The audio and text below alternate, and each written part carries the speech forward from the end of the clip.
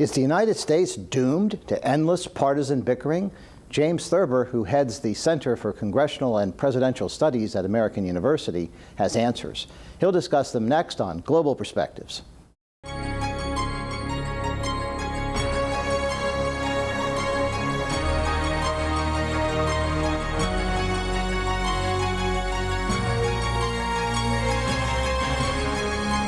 This is Global Perspectives with Pulitzer Prize-winning commentator John Bercia.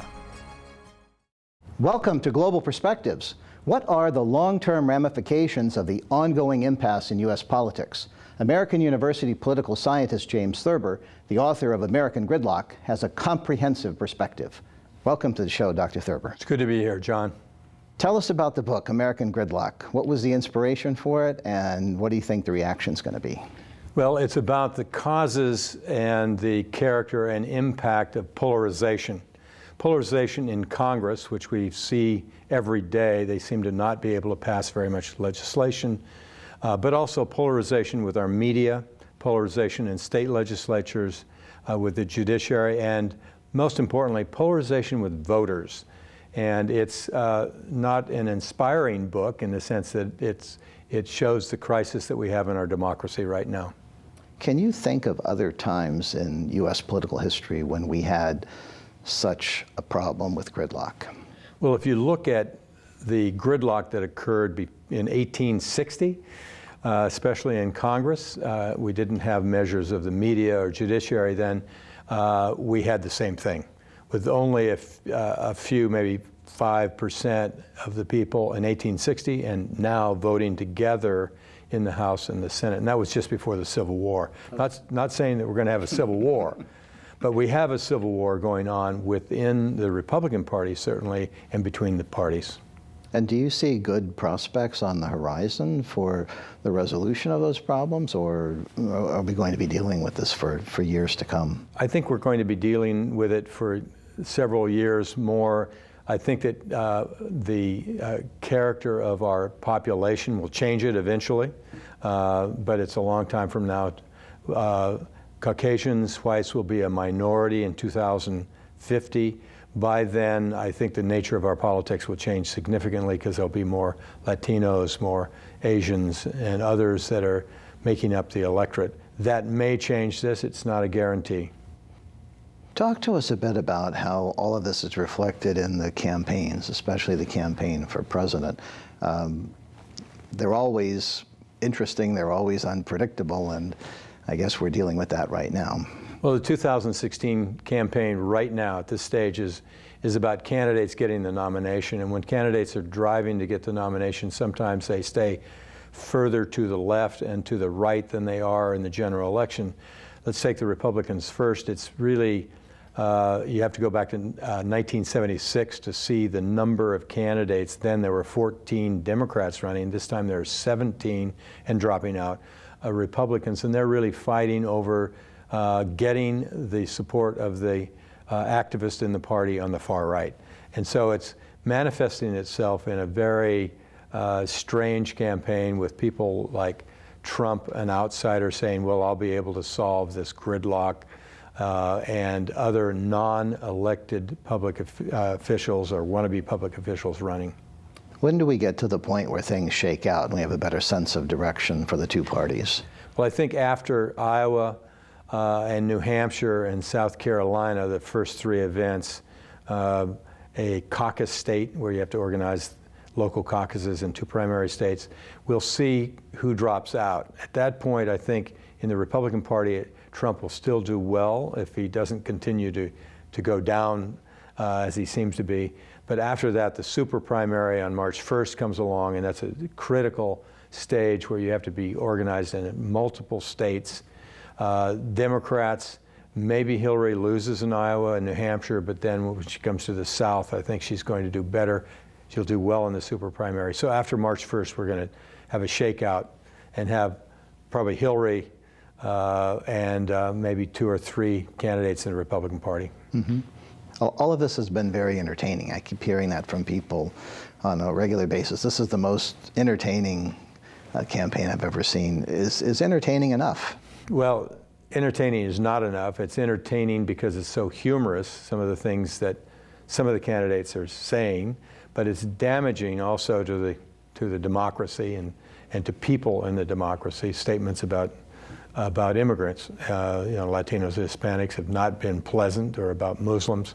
Yes, it's a merger of politics and entertainment, but soon we're going to have to be focused on policies and what people are going to say and do as president to solve some problems, to solve problems of immigration, to solve problems of investment in education, to solve problems internationally, like in Syria, or with Putin's threat, and more than a threat in Ukraine, but also a threat to Lithuania and elsewhere. In Afghanistan, it seems like it's going to get worse. We're going to hear some substantial, specific policy preferences as we go into the campaign, and that's important. And this gets back to your book title. How are we going to deal with those challenging issues you just outlined if we keep avoiding that critical word, compromise? Well, compromise is not a dirty word. Some people think it is. We need compromise and bringing about consensus. Consensus in the middle, but there are very few people in Congress in the middle, and state legislatures are becoming highly partisan and divided also. The media reinforces this. The electorate is also becoming more and more polarized. That's new over the last 4 years. Polarized around race, ideology, cultural things, which gives the basis for these people in the House and the Senate in particular to go to the base, make sure they don't move away from it. And you have to move away from the base of the left and the right in order to govern in America. I think that when we have a clear threat to the United States, and we have consensus about it, as we did about the Soviet Union for many, many years, then you can go to solution or policy making, a mission, easily. We haven't had that since 9/11. 9/11, we had consensus. They came together for 6 months at least. George W. Bush was at 48% in the polls. Before 9/11, he shot up to 91%. Congress is at 32%, shot up to 68%. Now it's at 14% of the American people saying that it does a good or outstanding job. If you don't have support for your institutions and you don't have consensus with the voters, it's very hard to govern. Some people say the issues are harder and more complicated today. Is that the case, or is it just that political figures are not as cooperative? Well, the issues are complex, certainly more complex than 1860, but that was a huge problem of slavery, and which was complex and wrong. Now we have many high-tech issues internationally that are very difficult to deal with, and that makes it hard to make decisions. And plus we have sort of a drive for individualism among elected public officials. In the House and the Senate, they'll do almost anything to get reelected, and that means going against their own president, like George W. Bush or Obama. And even if we have unified party government, in other words, a Republican gets elected, Republicans are in the majority in the House and the Senate, I think we will still have problems governing. How do all of these matters play out overseas, where we often criticize governments for being less than democratic? What kind of example are we setting in terms of our campaigns, in terms of the way we run Washington? Well, it's not a very good example. However, it's an example of how our democracy works, a representative democracy that has regional differences based upon race and gender. It shows our form of pluralism, where people can organize around specific issues and pressure government to do things like from the AARP for issues related to Social Security, Medicare, or the NRA, the National Rifle Association, can organize to limit controls on guns. And so it all creates a certain sense of chaos sometimes without a central core of authority. When a president is elected, frequently we have a honeymoon period where there is a perceived or actual time when he can move ahead or she on particular issues, but that dissipates almost immediately after a couple of years. And when you have divided party government, it's very hard to get anything done. For example, President Obama had a 97% presidential support score. That's a way to measure what he wants and what he got in the first 2 years. Historic. Clinton had 86%. Eisenhower was in the 70s. Since we've been measuring it, it was historic. It dropped to 30% after he lost the House of Representatives because they wanted to get rid of Affordable Care Act, so-called Obamacare. They wanted to get rid of a lot of things that he put in. He passed 338 pieces of legislation while he was president, but as soon as he came in, that just stopped immediately because there are very few issues that the party agrees on in terms of what the problem is, let alone what the solution is. It's a crisis, in my opinion. There are some heads of state in other countries, notably in Russia, that don't seem to have a very high opinion of our president. Is this a problem in part because of the way the system is working or not working? Well, to answer your previous question and this question, I think the perception overseas is that we're weak, especially when it comes to Putin in Russia, who has a central core of authority and he can move ahead almost like a dictator to get things done. We have to compromise, we have to negotiate. It takes a long time to get things done, like with the Iranian agreement on their nuclear program. It took years of doing this, or the trade agreements that we are involved with now. It takes many, many years to negotiate these and to build a coalition on the Hill. Some people think this is weakness overseas. It is really a strength of our democracy that we have a variety of views and we take them into account and we move ahead. The problem is that we've got gridlock on major issues in America, and I think that many people in other countries that are close to becoming dictators, they want to reduce the amount of democracy they have. They look at America and they say, well, we don't want that because we've got these problems. We want to move ahead. To move ahead, we limit First Amendment rights, freedom of press, speech, assembly, etc. How do you feel from your front row seat in Washington for all of this, and how has your perception changed over time? Are you optimistic about the system as we move forward long term, or pessimistic, neutral, still waiting to figure out what's going on? Well, I came to Washington during a period when Democrats and Republicans really got along pretty well, in 1973. And I worked for Senator Hubert Humphrey, who worked closely with Senator Goldwater and Dirksen, the Republicans. They came together, they decided what they disagreed on, and they said, okay, we agree on this, let's move ahead on that. Humphrey was very involved in the Civil Rights Act, but so were Dirksen, lots of other people coming together. It is very different now. I'm biased by that experience because I was there when lots of legislation passed that helped America, in my opinion, helped the public good. I am somewhat pessimistic about the ability of Congress to move out of this gridlock because it is occurring in the state legislatures. It is occurring also because our elections are so close. We've had divided party government since 1980, 50% of the time. When you've got it, unless there's a huge problem, you can't get things done. Huge problem like 9/11, and those are very rare. I'm not saying we need a problem like that to move ahead, but that's when we can move ahead. So I'm worried for our democracy. One of the purposes of the book is to talk about how we get out of it. The last chapter of the book has a series of reforms, and if I was the reform god, it would go through, but I'm afraid it's hard to get votes for some of the solutions. Well, what are some of the key reforms that you would recommend? Well, one thing is to not have closed primaries, open primaries where people can vote in either party. So they can vote, quote, for the best person, whether it's a Democrat or Republican. Since 38% of the American people are independents, they get cut out of primaries. Sometimes let's allow them to vote.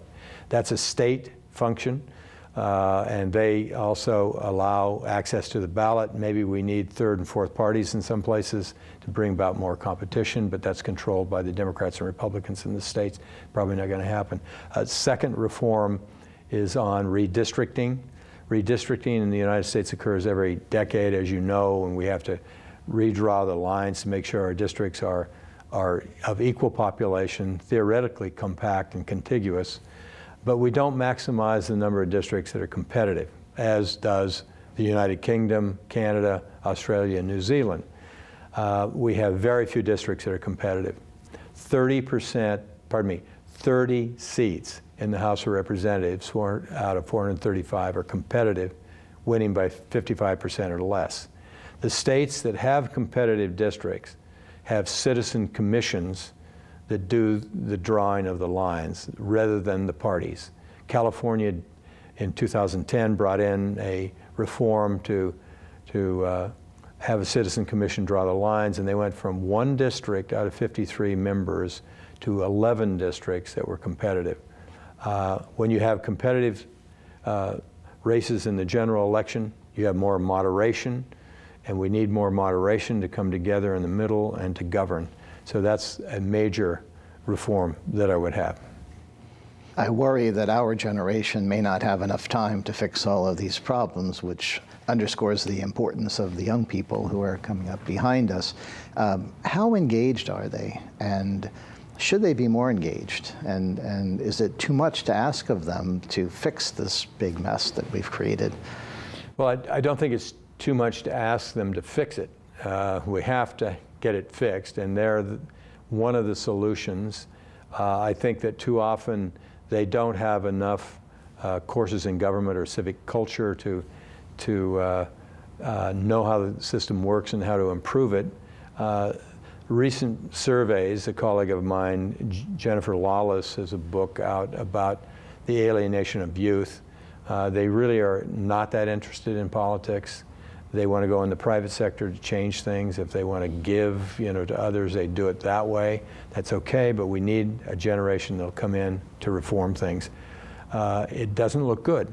There are many institutes that are trying to fund, and foundations fund more education for young people.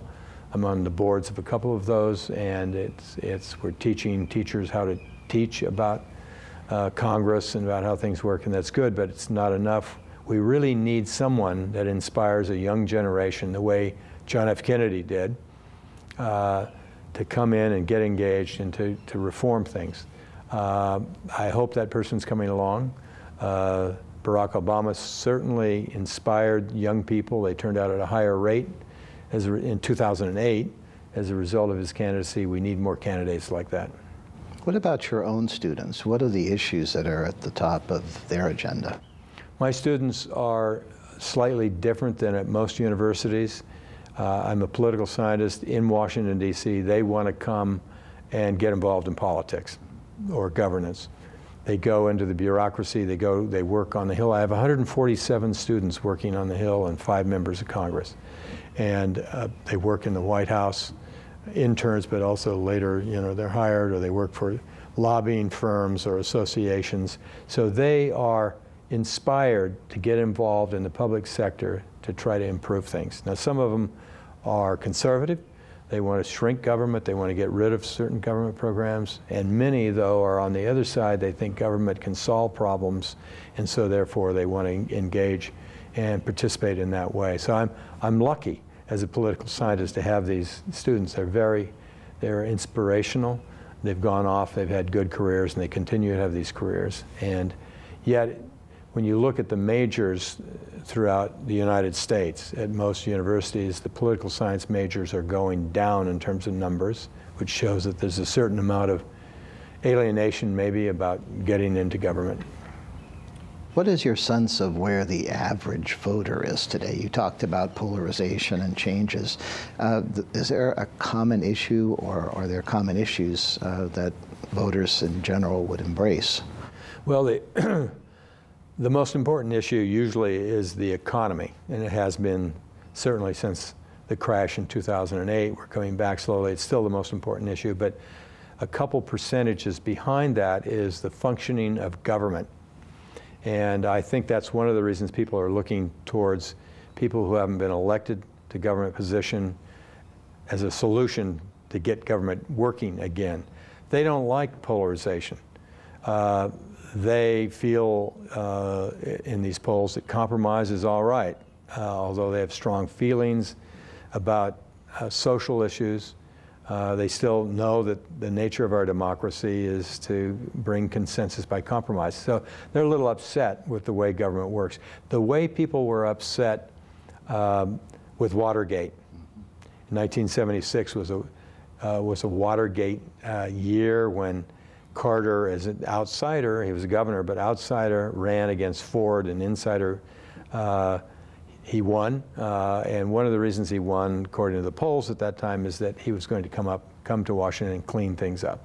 And it was hard to do that, because you have to use who's in Washington and the experts in Washington to do that.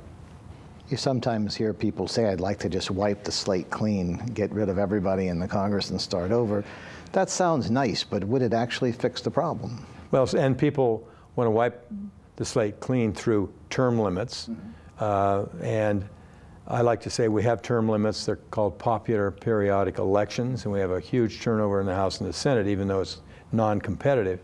I want to have people re-elected in more competitive races, people that come in with expertise. If we wipe the slate clean, we wouldn't have people that know how the system works. We'd still have people from the local districts that were highly partisan. We'd still have Tea Party districts. We'd still have very liberal districts like Berkeley, California. They'd elect people that were similar to the other people, and they come in and they wouldn't have the expertise to deal with the issues that Congress has to deal with. It's similar to California that has term limits. They have people on the outside really drafting legislation, former members drafting legislation, having a great deal of influence that's non-transparent. I think we need transparency, we need expertise, we need more competition, and we need to reduce the polarization. Now, wiping the slate clean is not going to get rid of the polarization. Other things will. What would be your projection long-term if we don't get beyond gridlock within a generation? What are the dire consequences for the nation, for our democracy, for our international standing, et cetera? Well, I think if we can't make decisions even about the transportation infrastructure in America, which seems to be a problem, we can't invest in that. We can't invest in education. We can't deal effectively with immigration in terms of a pathway to citizenship and security for America. If we can't do those things, then we go down in terms of our prestige in the world, but also it undermines the quality of life for people in America. I think we have to come around and find consensus. We will when we have emergencies. When we have a clear problem that people have consensus over, but it doesn't seem like we have those at this point. So I worry. I worry about being able to make these decisions with deliberation, taking time, but eventually making the decision. You know, our deliberation in America is not only about comparing facts and knowledge, but we have a strong element of ideology and values. Now, we allow ideology and values, but the ideology gets in the way of making decisions sometimes, coming to closure, stopping appropriation bills over the investment in by the National Institutes of Health on